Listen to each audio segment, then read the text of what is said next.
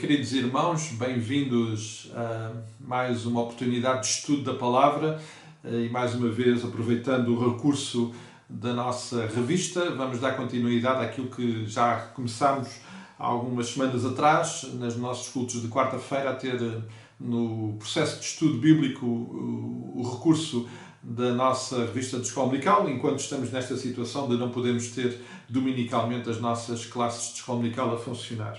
Hoje vamos considerar a lição número 6, o título da lição é Preparado, o subtítulo é Jesus é o Messias prometido que traz julgamento. E começamos a ter alguma visão daquilo que o texto nos vai apresentar e que esta lição nos vai conduzir a compreender.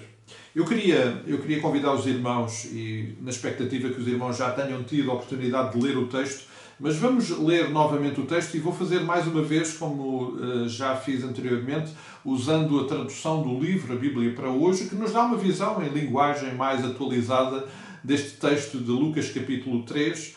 E desta feita vou ler no início do capítulo, logo a partir do versículo 1, para nos contextualizarmos também em relação ao texto. Então diz assim o texto, Lucas capítulo 3, a partir do versículo 1, era agora o 15º ano do reinado do imperador romano Tibério César.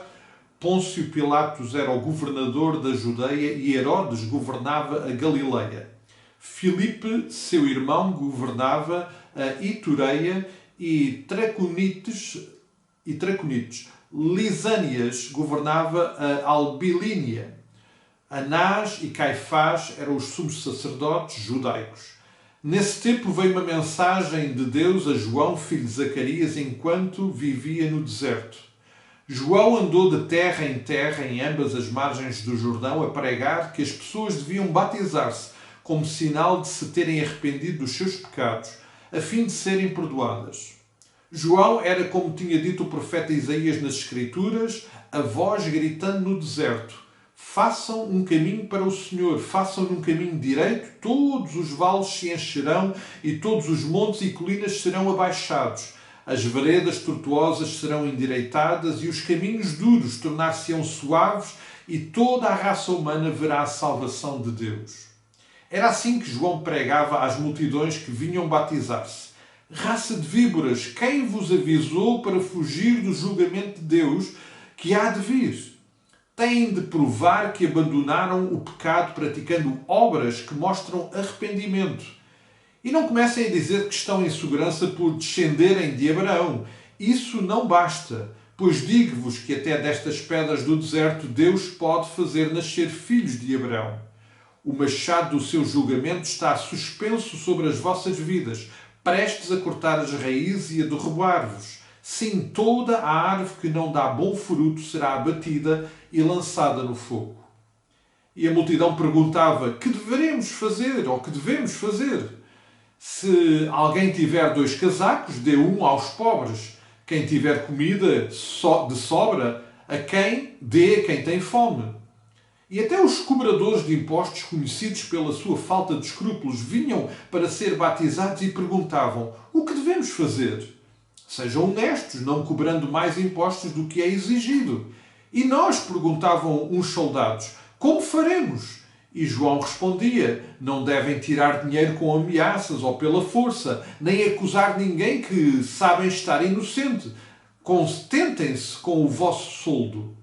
Todos aguardavam o aparecimento do enviado de Deus e andavam impacientes por saber se João seria ou não o Cristo.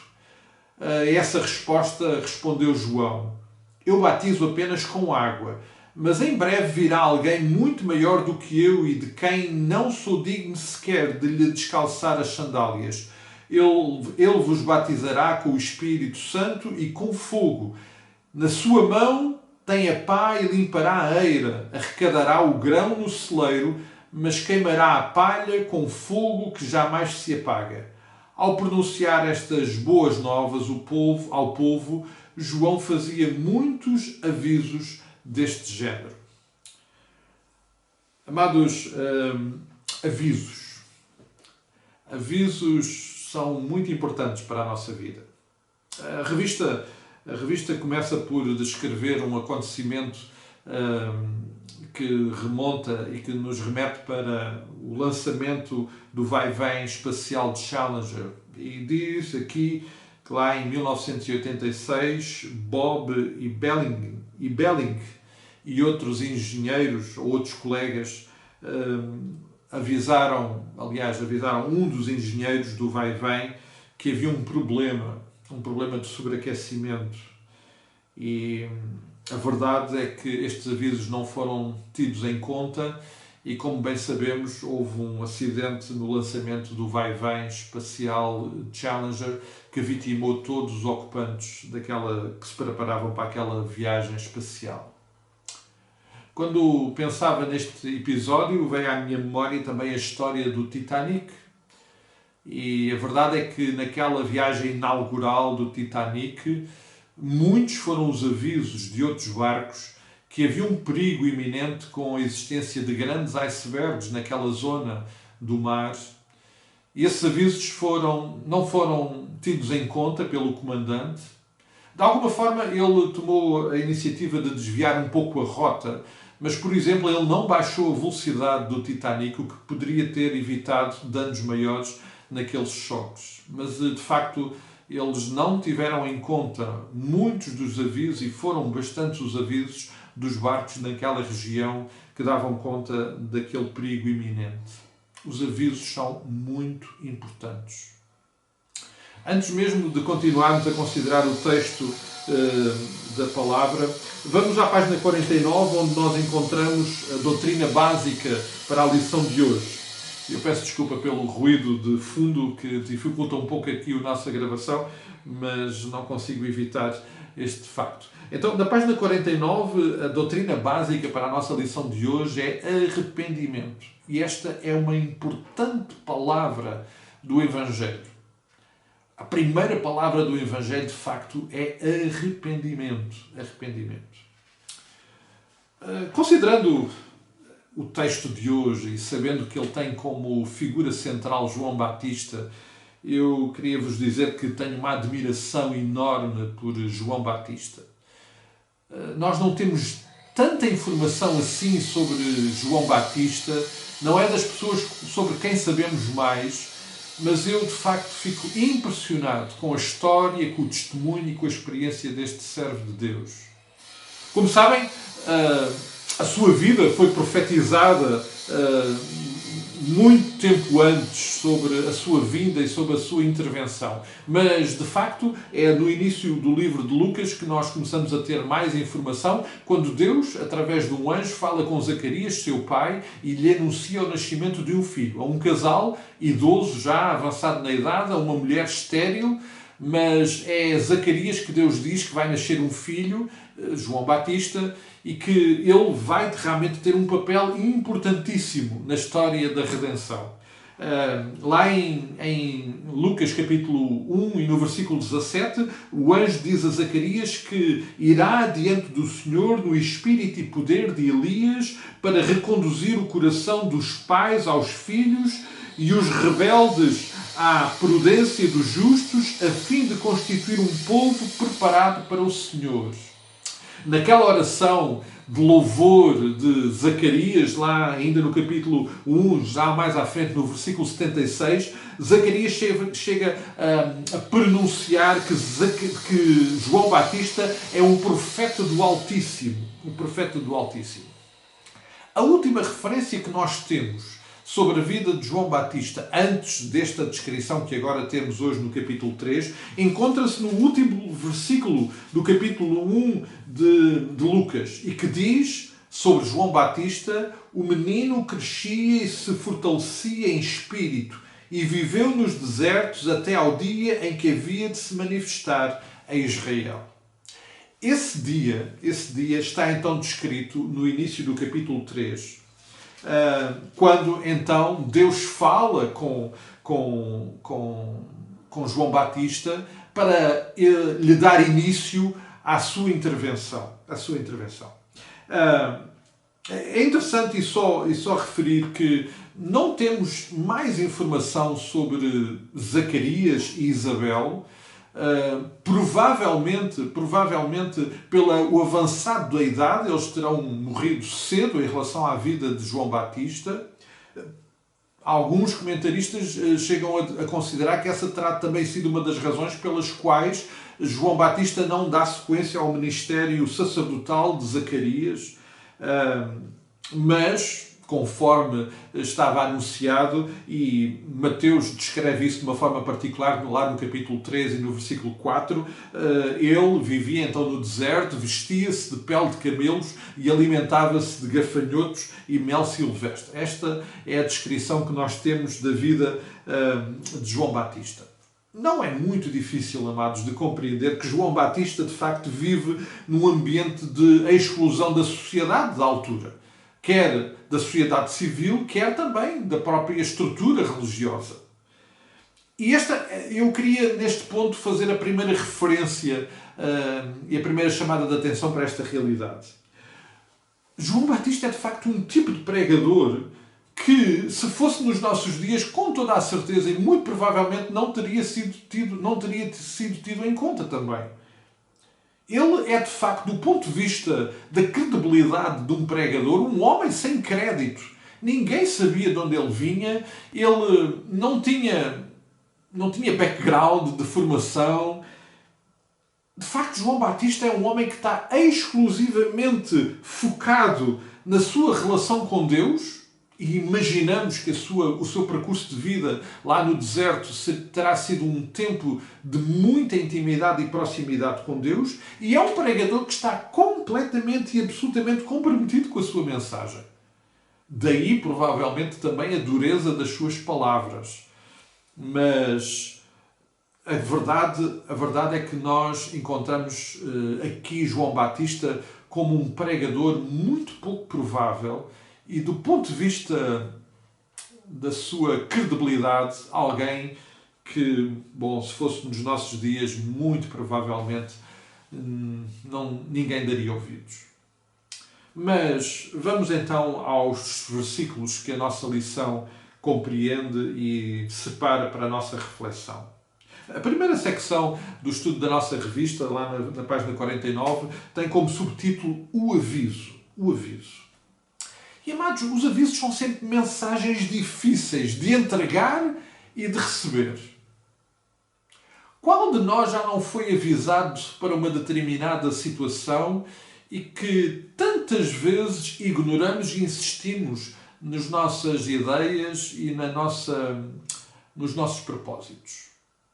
E quando nós somos avisados? Quando alguém nos vem dizer, olha, não vais por esse caminho porque provavelmente as coisas vão correr mal. Quantas vezes nós não temos dado ouvidos a estes avisos e temos insistido em permanecer naquilo que achamos ser o correto? Aqui, naturalmente, entra aquilo que nós chamamos tantas vezes da teimosia, não é? E, de facto, eu não sou o melhor exemplo nessa matéria. A teimosia tantas vezes nos impede de dar ouvidos aos avisos que nos chegam. E eles são da maior importância. E, de facto, o versículo 7, se nós considerarmos o versículo anterior, o versículo 3, percebemos então que a mensagem de João Batista era uma mensagem de arrependimento, de batismo, de convite ao batismo para arrependimento e, por essa via, remissão ao perdão de pecados. O versículo 7, que é a parte então integrante do nosso estudo, diz o seguinte: dizia ele, pois, às multidões que saíam a ser batizadas, raças de víboras, quem vos induziu a fugir da ira que virá, da ira vindoura?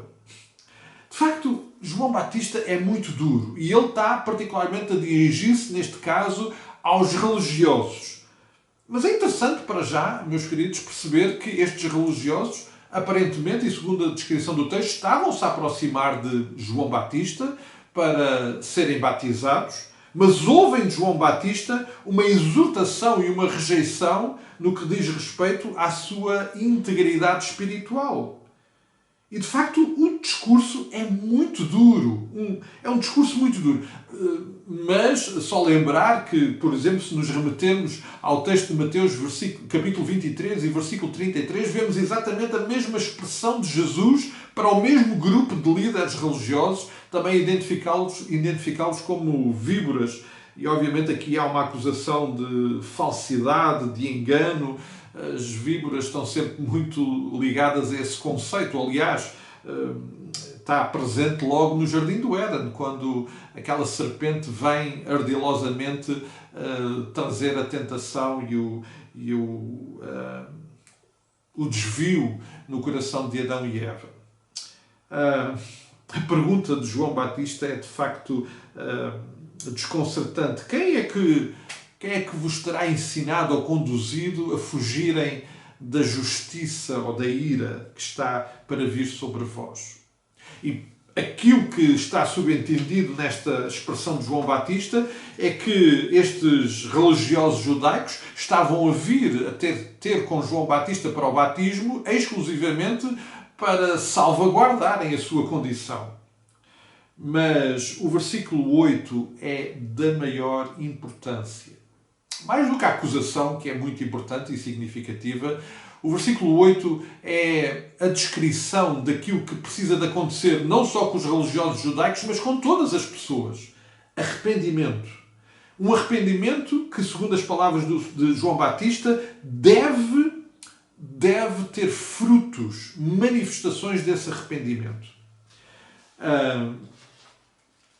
Este é um assunto que está muitas vezes presente nos nossos corações quando vemos as pessoas a chegarem-se ao Evangelho e percebemos que, tantas vezes as palavras ainda não são coerentes com o comportamento dessas pessoas.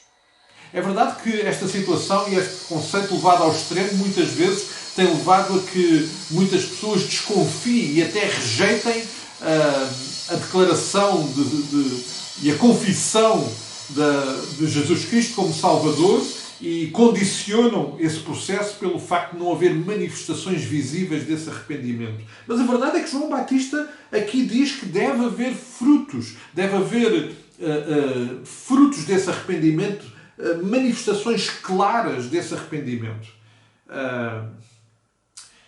Agora, João Batista está a falar com homens e mulheres, com gente que tinha uma experiência de religião judaica, uma experiência muito condicionada pela religiosidade e por tudo aquilo que toda a estrutura judaica tinha criado à volta do cumprimento da vontade de Deus.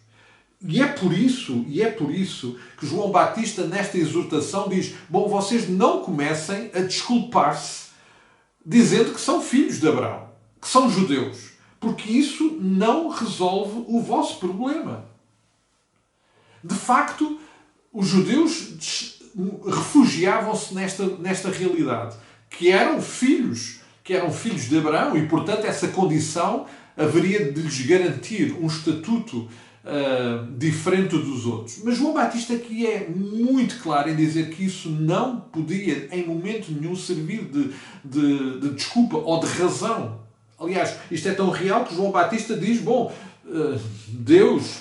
Deus pode, até de pedras, destas pedras aqui, fazer filhos de Deus.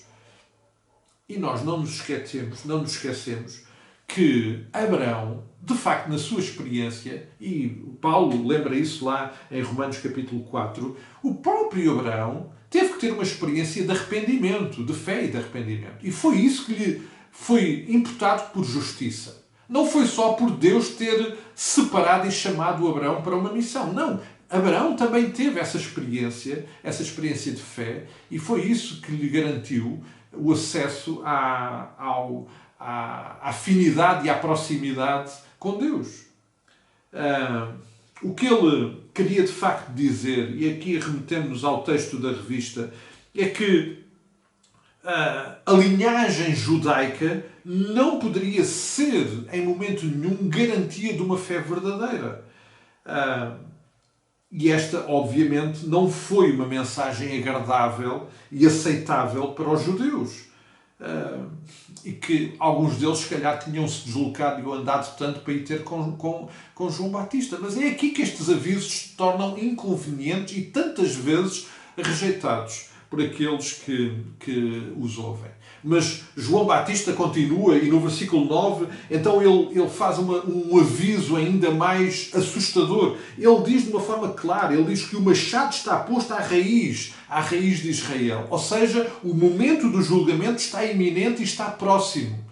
E será um julgamento implacável para aqueles que não se tiverem se arrependido dos seus pecados. Amados, os avisos são muito, muito importantes. Eu temo que nós tantas vezes, e é aqui que eu tenho este fascínio também por João Batista, é porque João Batista, apesar da sua condição e das suas circunstâncias, não teve nenhuma dificuldade, nem se escusou de dizer aquilo que tinha a ser dito. E, amados, a verdade é que nós, tantas vezes, no papel que o Senhor nos tem dado de proclamadores dessa mensagem, temos nos escusado, temos nos demitido do rigor desta mensagem. E a verdade é que queremos ser simpáticos, não queremos ser duros nas nossas palavras e tantas vezes não dizemos aquilo que precisa de ser dito. É que, de facto, a salvação tem que incluir um processo e uma atitude e uma experiência de arrependimento sincero, transformador, uma experiência de vida que manifesta claramente que agora estamos a caminhar num caminho oposto àquele que estávamos a caminhar e que, obviamente, e como vamos ver mais à frente, Jesus é o centro dessa mensagem e desse processo de salvação. Por outro lado, amados, nós tantas vezes somos avisados por Deus de tantas coisas e temos rejeitado, temos criado barreiras, tal como os judeus estavam a criar barreiras e refugiavam-se neste estatuto de serem filhos da linhagem de Abraão. E nós tantas vezes nos escondemos atrás de estatutos e de ideias que temos em relação ao nosso relacionamento com Deus para não dar ouvidos àquilo que Deus nos está a dizer. Mas os avisos de Deus para nós têm que ser considerados seriamente. Eles são muito importantes e nós não os podemos ignorar. Amados, se há alguma coisa que nós aprendemos com este texto é que precisamos estar totalmente e absolutamente disponíveis e atentos aos avisos de Deus. Por outro lado, também quando somos nós os porta-vozes destes avisos, não podemos nos demitir da seriedade e do rigor da palavra e dos avisos que Deus tem colocado nas nossas bocas a proclamar àqueles que estão próximos de nós. Mas avançando no texto, amados, na secção seguinte, a nossa revista dá como subtítulo a resposta. A verdade é que esta mensagem estava a ter impacto na vida daqueles que se aproximavam de João Batista. E o texto nos diz que as multidões fizeram uma pergunta a João Batista. E, amados, esta é a grande pergunta. Esta pergunta é da maior importância. Amados, nós tantas vezes não queremos dizer a Deus, não queremos fazer a Deus esta pergunta e tantas vezes até invertemos a situação e queremos ser nós a dizer a Deus o que é que Deus precisa de fazer por nós. Mas, amados, esta pergunta é muito importante. A pergunta é o que é que devemos fazer? O que é que precisamos de fazer? E é interessante porque João Batista então dá aqui, e remetendo para diferentes grupos que colocaram esta pergunta, ele dá aqui fortes orientações daquilo que precisa de acontecer. Ou seja, João Batista apresenta aqui alguns aspectos dos frutos de arrependimento, das manifestações do arrependimento sincero e verdadeiro. Por exemplo, no versículo 11, ele de uma forma generalizada diz àqueles que estavam com eles: olha, se vocês tiverem 2 túnicas, deem uma àquele que precisa de uma túnica e que não tem. Ele diz, olha, quem tiver comida deve dar àquele que não tem comida. Amados, eu antes de avançarmos queria lembrar que em momentos João Batista está a dizer que as obras, estas atitudes, estas manifestações terão alguma intervenção ao valor no processo da nossa salvação. mas elas, sem dúvida nenhuma, aliás, como Tiago já nos lembrou, e nós temos estado a considerar a carta de Tiago, Tiago já nos lembrou que a nossa fé sem obras é morta.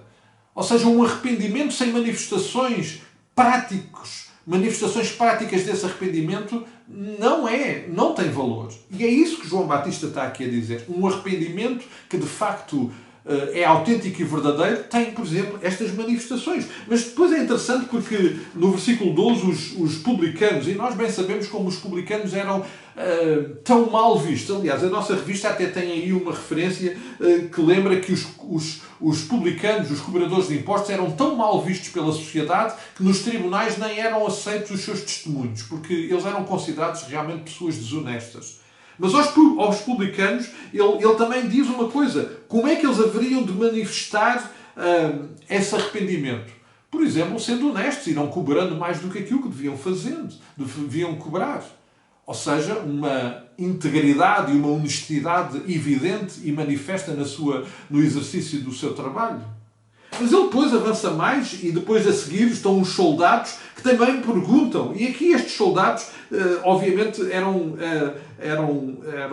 soldados que tinham uma tarefa também ali muito difícil na relação entre a sua identidade judaica e a relação com o governo e o Império Romano.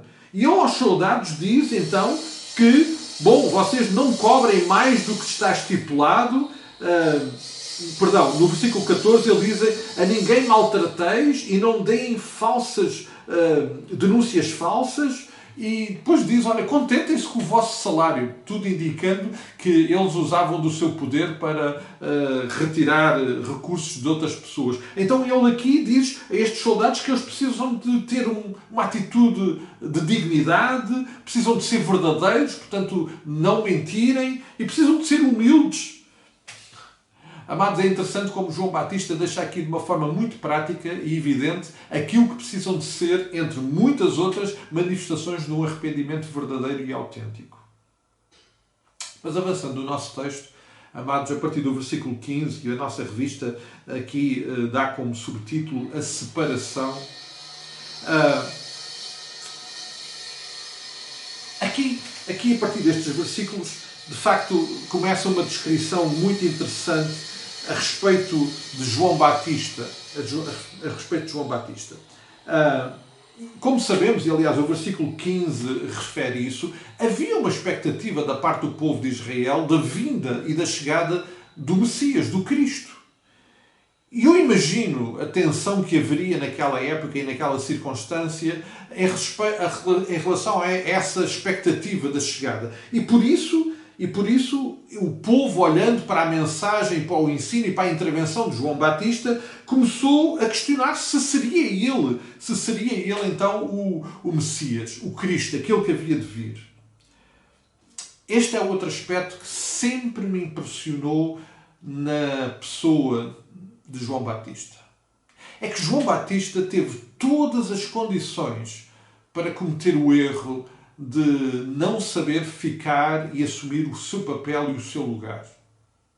Afinal de contas, as multidões estavam a dar crédito. Ele tinha uma mensagem forte e as descrições que nós temos é que multidões seguiam a João Batista e ouviam a mensagem de João Batista e mais submetiam-se ao seu batismo. Ou seja, João Batista teria já uma enorme quantidade de seguidores e de discípulos que iam atrás dele e que ouviam a sua mensagem e aquilo que ele fazia. Mas João Batista, em momento nenhum, perde a noção de quem era. Ele sempre soube qual era o seu lugar nesta história e ele estava completamente e absolutamente comprometido com a missão que Deus lhe tinha dado. E a missão era uma missão tão somente de preparar a chegada daquele que então seria o Messias. E isto é tão evidente quando ele diz que não, eu não sou o Messias, não sou o Messias. Esse está para chegar. E ele diz, olha, eu nem sequer sou digno de lhe desapertar as sandálias. E isto aqui remete-nos para aquilo que era o trabalho ou a função mais desprezível que havia. Era os escravos, que normalmente nem sequer eram judeus, que os senhores tinham na sua casa e que tinham esse trabalho, essa função de desapertar e tirar as sandálias àqueles que entravam em casa. João Batista sabe muito bem o seu lugar na sua relação com Deus e diz: olha, eu nem sou digno de desapertar as suas sandálias. Mas eu acho muito interessante o que João Batista também diz. Ele diz: na verdade, eu batizo com água, mas vem um que vai batizar com o Espírito Santo e com fogo.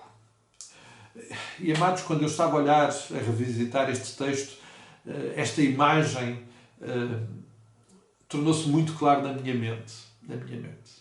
A verdade é que o trabalho e a função de João Batista foi muito importante. Mas aquilo que João Batista pôde fazer foi batizar aquelas pessoas com água. Aquilo que Jesus vinha fazer, e nós bem percebemos que aqui o batismo é simbólico, porque Jesus não batizou ninguém, a própria palavra o registra, mas a intervenção do Senhor Jesus na vida daqueles que o haviam de aceitar era realmente uma outra intervenção. E sabem, eu aqui parece-me que é evidente aquilo que ainda hoje acontece. Aquilo que é a nossa intervenção e aquilo que é a intervenção de Jesus na vida das pessoas.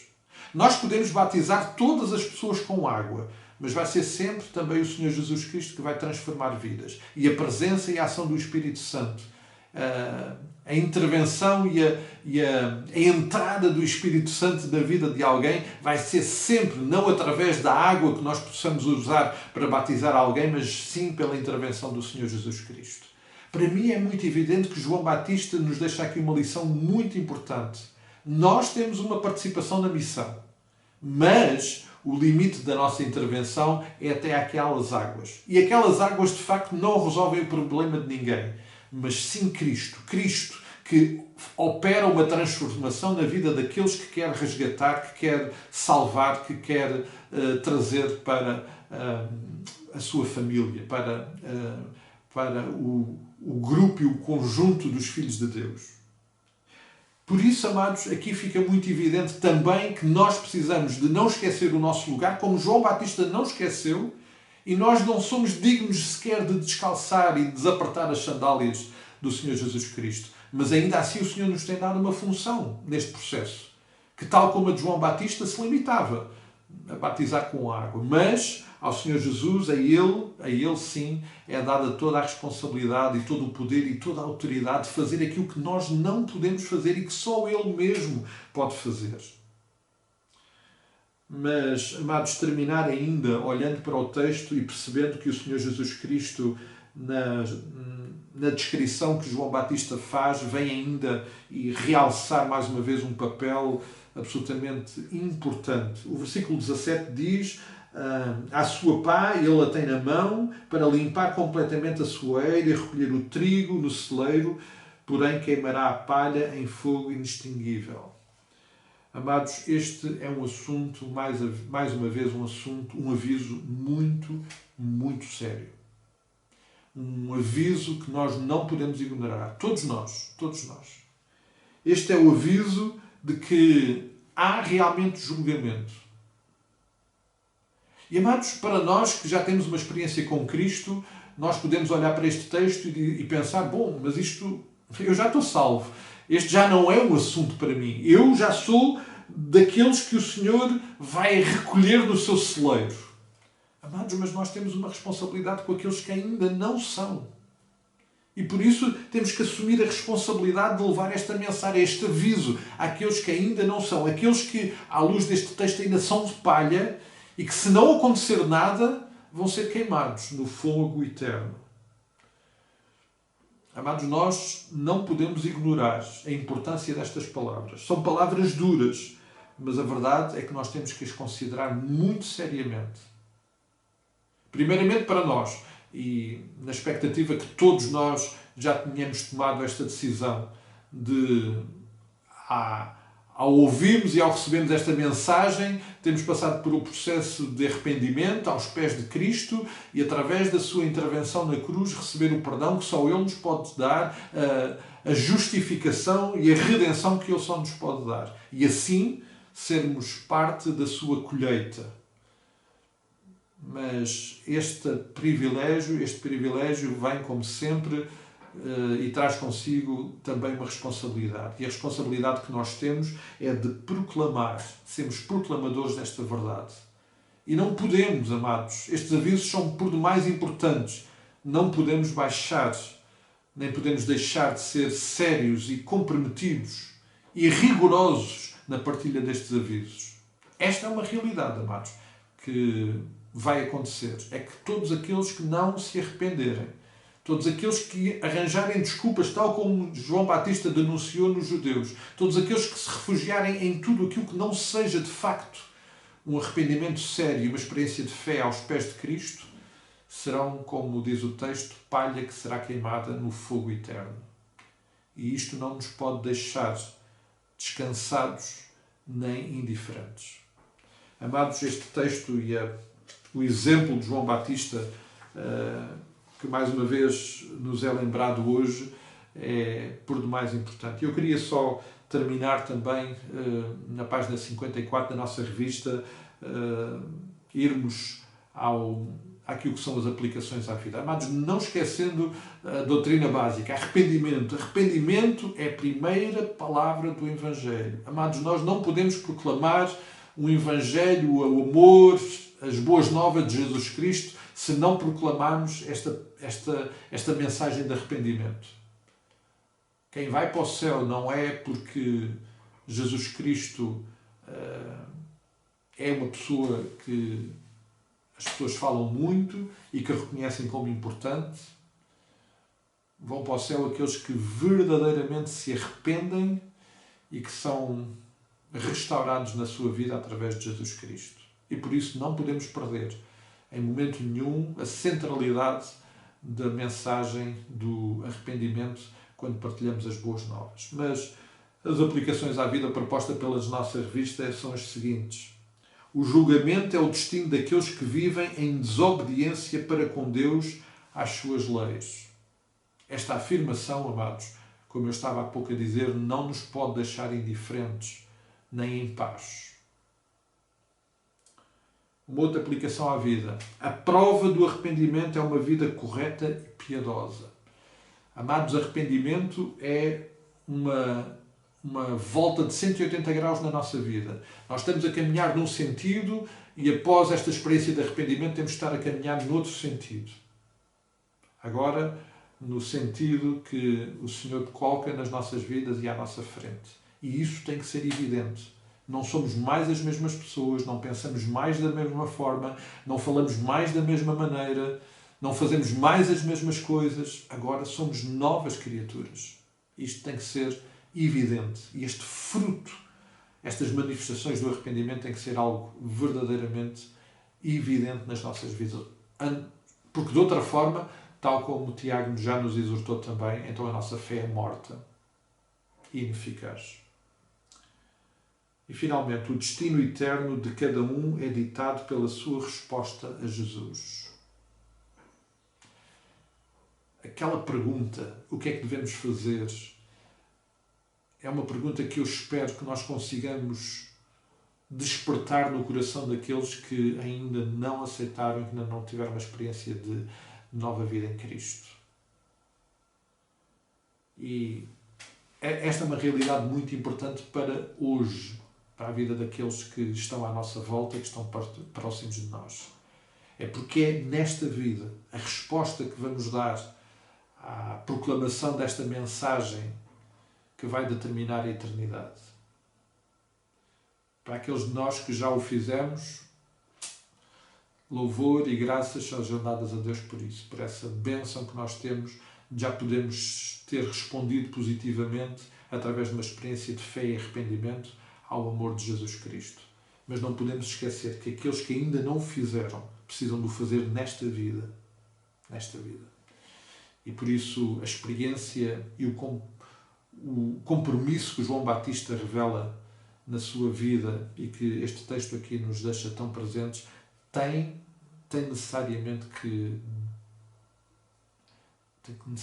nos incomodar e nos fazer responder também com o mesmo compromisso, com a mesma entrega, com a missão que o Senhor nos tem dado. Amados, eu espero que este texto possa ser de edificação para as nossas vidas, de desafio. Este é um aviso que Deus nos traz hoje e não podemos ignorar estes avisos. E eu espero que eles possam realmente encontrar morada nos nossos corações, nas nossas vidas, individualmente como igreja também. E que o Senhor nos conduza a sermos realmente eficientes na entrega e no cumprimento desta missão que o Senhor nos tem dado. Queridos irmãos, ficamos por aqui.